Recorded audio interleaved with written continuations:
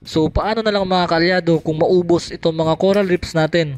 Syempre, pag naubos mga kaalyado, yung mga coral reefs natin o yung mga bahura dito sa ating bansa Grabe, no? ay magiging unsustainable na yung ating karagatan sa pag-produce ng mga seafood products, at ang maapektuhan dito, ang lubos na maapektuhan ay yung mga mangingisdang Pilipino natin. Grabe naman sila, no? Wala nang tigil. So tingnan natin, tiningnan ko yung Facebook page ng Western Command, no? Western Command Armed Forces of the Philippines, no? Sa post nila, mga utol, yan, puro post nila, yun lang. Yun yung mga post nila, no? Tungkol lang doon. Ayan, no? Increased patrol at Iroquois Reef in WPS amid coral harvesting concern. Ayan, no? PalawanNews.com. Okay? So isa pa, ito po. Massive coral reef harvesting found in Rusul Reef in WPS. So yun yung po yung Iroquois Reef. Okay? Mula sa ManilaTimes.net, no? So babasahin natin ang isa dyan mamaya. Western Command, no? Walang natira. AFP suspects China behind massive coral harvesting in Rusul Reef. Ayan mga utol, mula sa PhilippineStar.com. Mamaya babasahin natin, no? Pwede na nating basahin ngayon mga utol yung tungkol dyan. No? Ayan ang title. Oh. Grabe. Walang natira. Mga karunungan, kaalaman, teorya, kasaysayan, hiwaga at mga bagong tuklas. Alamin natin. Alamin natin. Eto na mga utol, walang katigilan at walang kasawa-sawang illegal na aktibidad ng China sa West Philippine Sea o sa katubigan na sakop ng Pilipinas dahil di umano hina-harvest na ng China ang mga corals sa West Philippine Sea mga utol. Grabe ang importansya ng corals sa ating mga katubigan o sa karagatan. Anyway mga utol, mamaya ay i-check natin ang legitimacy na nasabing video na ito. Pero ayan, no? Hala, grabe. China hinarvest na lahat ng corals sa West Philippine Sea.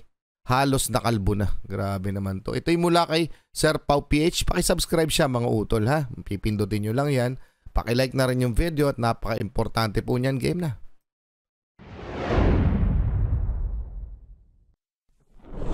Sir Pau PH. Magandang araw po sa inyong lahat mga kaalyado. May bago na naman akong ibabalita sa inyo tungkol sa isa na namang illegal na aktibidad ng China sa West Philippine Sea. Grabe. Talagang nakakaalarma po mga kaalyado itong pangyayaring ito. Kaya hindi ako magtataka mga kaalyado kung lalo kayong magagalit sa China at mabibwisit dito sa ibabalita kong ito. Pero wala ako magagawa kung hindi ibalita ito sa inyo mga kaalyado. Tama. Dahil ito ang kasalukuyang nagaganap na sitwasyon sa West Philippine Sea. Pero bago natin simulan mga kaalyado itong ibabalita ko sa inyo, ay paki-like, share and subscribe muna nitong channel natin at nitong video para mas maraming makapanood at mas maging aware ang mga kababayan nating Pilipino sa mga kahayupang ginagawa ng China. Tama. So simulan na nga natin ito mga kaalyado. Bali, dalawang article itong tatalakayin natin mula sa Inquirer. Magkadugtong kasi mga kaalyado itong dalawang artikulong ito, kaya tatalakayin na natin parehas. At tatalakayin natin ito mga kaalyado sa paraang brief, concise at direct to the point. Nice one. At ito na nga po yung balita mga kaalyado. Ang Armed Forces of the Philippines natin ay nagpahayag ng concern sa swarming activity ng China sa West Philippine Sea. Ayon po kasi mga kaalyado sa latest report ng Armed Forces of the Philippines Western Command o WESCOM, ay maraming Chinese fishing vessel sa Iroquois Reef during sa kanilang latest air patrol noong September 6 at September 7. Hindi lang po sa Iroquois Reef merong swarming activity ang China mga kaalyado. Meron din po sa Escoda or Sabina Shoal at sa Nares Bank. Pero itong Iroquois Reef or Russell Reef ang pinaka-apektado sa Chinese swarming activity na ito. So ang Russell Reef or Iroquois Reef mga kaalyado are within our exclusive economic zone at continental shelf. Kaya itong intrusion na ito ng China ay violation sa Philippine sovereign rights and jurisdiction. So may report po kasi mga kaalyado mula sa Unified Command na itong ginagawang swarming activity ng China ay patungkol sa massive coral harvesting sa mga nasabing area. Kaya naman itong pagdami ng bilang ng presensya ng Chinese fishing vessel or CBF ay may potensyal na implikasyon sa Philippine maritime security at fisheries conservation, territorial integrity, and preservation ng ating marine environment sa Pilipinas. So dahil tapos na tayo dito sa unang parte ng artikulong tinatalakay natin, ay dako na tayo dito sa pangalawang artikulo na magpipinpoint sa kung ano ba talaga ang purpose ng Chinese swarming activity na ito sa West Philippine Sea. Ito na. Bago tayo magpatuloy mga kaalyado ay linawin ko muna sa inyo kung ano ang ibig sabihin nitong swarming activity na ito. From the word itself na swarming mga kaalyado, ang ibig sabihin nito ay pagpapalibot, pagtitipon-tipon ng maraming bilang ng isang bagay sa isang lugar. At sa madaling sabi mga kaalyado, ay ito na nga yung pagdagsa ng napakaraming bilang ng CFV o Chinese fishing vessel sa mga area natin dito sa West Philippine Sea. Iba nung nakaraang statement ng Westcom, no? Ayon sa kanilang bilang ay humigit kumulang 400 barko ang pumapalibot dyan sa West Philippine Sea, no? Nagtitipon-tipon sila mga utol. So sa 400 na foreign vessels na yon, o humigit kumulang 400, ay more or less nasa 85% to 90% di umano ang pag-aari ng China o Chinese vessels. Okay mga utol? So yung iba mga ilan-ilan lamang, pero karamihan sa mga nandun 85% to 90% nga raw kung 400 yun, malamang mga 300 plus ay mga Chinese. Okay mga utol? So ganon sila kadami, talagang pinapalibutan nila yung lugar para yung parang nagpapakita sila ng puwersa na hindi kami aalis, nandito kami. So yun pala yung ginagawa nila mga utol, no? Nag-harvest kasi ayun, kita nyo, nawala na yung corals mamaya, di ba? Alam naman natin ang importansya ng corals, pero tuloy na muna natin at i-check natin ang mga report tungkol dito. Tuloy na muna natin. Partikular na nga dito sa Rizal or Iroquois Reef. At ito na nga po yung balita mga kaalyado. Babasahin ko muna tapos tatagalugin natin ng mas malinaw. Manila, Philippines. Coral reefs in Rizal Reef where suspected Chinese militia vessels have been spotted are now entirely gone. The Armed Forces of the Philippines, AFP, announced on Saturday. At yan na nga po yung tinutukoy ko sa inyo kanina mga kaalyado na nakakaalarmang aktibidad ng China sa West Philippine Sea. Grabe naman. So inubos po mga kaalyado ng China yung mga coral reefs natin, yung napakayamang coral reefs natin dyan sa Rizal or Iroquois Reef. Entirely gone mga kaalyado. Ubus na ubus talaga. The Western Command Commander expressed suspicions that these Chinese vessels have been harvesting corals from the West Philippine Sea. Ayan mga utol, no? Grabe, no? Ano nga ba importansya ng coral sa ating mga karagatan? Ito po yung nagsisilbing tahanan ng mga isda. Pag naubos po yan, syempre, sisimplihan natin, kahit sa atin, no? Pag wala na kayong matirahan, no? Yung tirahan ninyo ay palaging ginigiba o sinisira o nawawala, aalis kayo sa mga lugar na yan. Sa madalit sabi, yung epekto ng corals na yan, bukod pa doon, bukod pa doon. Pero yung unang-unang epekto niyan ay mag-aalisan yung mga isda dyan, yung mga dyan naninirahan ng mga isda. May pangyayari yan sa isang lugar, no? Sa isang probinsya, hindi ko nababanggitin, mga utol, na way back 90s, no? 80s, 90s, sobrang talamak ng dynamite fishing. Sa madalit sabi, sa dynamite fishing na ito, dahil doon nasira yung mga corals, no? Yung tahanan ng mga isda.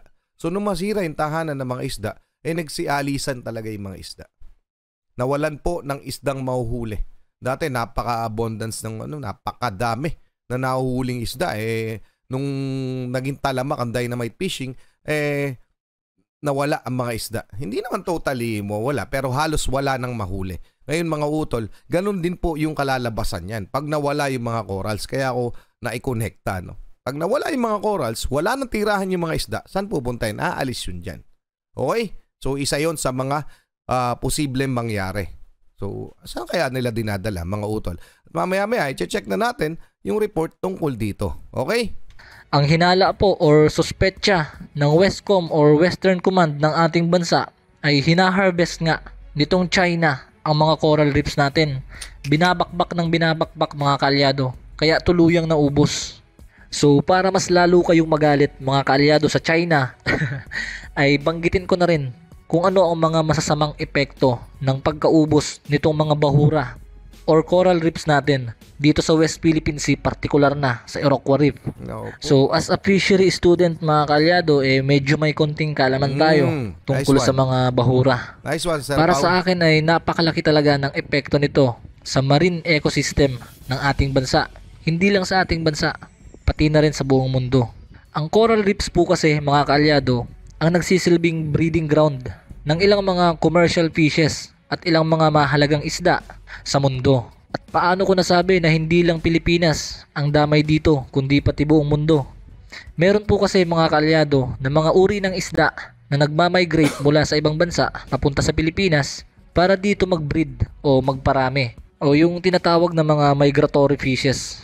At hindi lang basta-basta breeding ground ang mga coral reefs natin mga kaalyado, kung hindi ay tahanan din ito ng napakaraming isda sa ilalim ng karagatan. So paano na lang mga kaalyado kung maubos itong mga coral reefs natin? Syempre pag naubos mga kaalyado yung mga coral reefs natin o yung mga bahura dito sa ating bansa, Grabe, no? ay magiging unsustainable na yung ating karagatan sa pag-produce ng mga seafood products. At ang maapektuhan dito, ang lubos na maapektuhan ay yung mga mangingisdang Pilipino natin. Grabe naman sila, no? Wala nang tigil. So tingnan natin, tiningnan ko yung Facebook page ng Western Command, no? Western Command Armed Forces of the Philippines, no? Sa post nila, mga utol, yan, puro post nila, yun lang. Yun yung mga post nila, no? Tungkol lang doon. Ayan, no? Increased patrol at Iroquois Reef in WPS amid coral harvesting concern. Ayan, no? Palawannews.com. Okay? So isa pa, ito po. Massive coral reef harvesting found in Rusul Reef in WPS. So yun po yung Iroquois Reef. Okay? Mula sa ManilaTimes.net, no? So babasahin natin ang isa dyan mamaya. Western Command, no? Walang natira. AFP suspects China behind massive coral harvesting in Rusul Reef. Ayan mga utol, mula sa philippinesstar.com. Mamaya babasahin natin, no? Pwede na nating basahin ngayon mga utol yung tungkol dyan. No? Ayan ang title. Oh. Grabe. Walang natira. AFP suspects China behind massive coral harvesting in Rusul Reef o yung Iroquois Reef. Mula ito sa Philstar Global. Basahin lang natin ng konti mga utol. No? Manila, Philippines. The Armed Forces of the Philippines confirmed that the Rusul Reef, an area within West Philippine Sea where Chinese vessel were seen swarming, has been completely stripped off of its naturally occurring corals. Okay? Rip off, no? Inubusan, strip off, inubusan, no? AFP Western Command Commander Vice Admiral Alberto Carlos shared the alarming observation to the public this Saturday at the Saturday News Forum event held in Quezon City. Yung swarming areas nila, we pinpoint it. And then when they left, we sent our drivers to do another water survey. Okay? Sabi ni Vice Admiral Carlos, no? And then nakita namin na wala ng corals. Nasira na yung mga corals. And then yung may mga debris, yung mga pira-piraso, no? Mga utol. So, yun. Totoo na naubos na ng coral. So, ibig sabihin, sila may gawa nun. Sila yung mga nandyan eh. 'Di ba mga utol? Anong ibig sabihin yan? Ano kayang gagawin nila? Ano lang plano nila? Sirain lang yung karagatan natin. Tapos, iiwanan na nila. O sige, inyo na yan. Wala nang. Ano ba namang kaisipan yan? So, ano masasabi nyo dyan, mga utol? Pa-comment na lang, ituloy na natin to. Damay, pati ang ekonomiya ng ating bansa. Tama. Sigurado ako dyan mga kaalyado. Kaya sa tingin ko mga kaalyado, as soon as possible, ay kailangan ng gumawa ng aksyon at magkaisa ang lahat ng bansa para patawan ng napakatinding parusa itong bansang China.